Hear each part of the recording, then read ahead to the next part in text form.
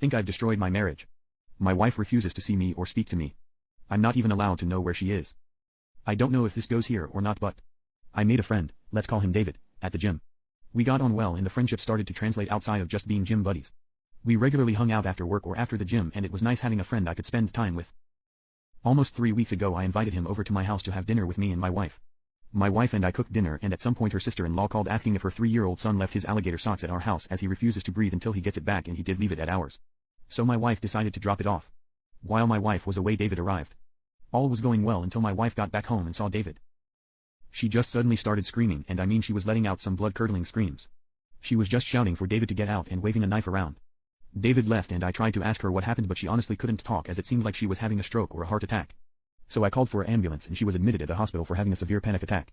She was hospitalized for 3 days and she did not speak the entire time to literally anyone. On her release date she just left and no one would tell me where she was. I've called everyone we know and no one will speak to me or tell me where she is.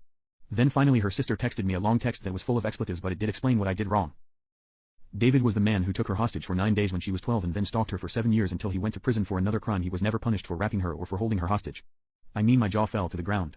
I knew all about this as she had told me about it from the beginning. I just don't know how I didn't recognize him. I don't know how to fix this. She just refuses to see me, speak to me, and I don't even know where she is now.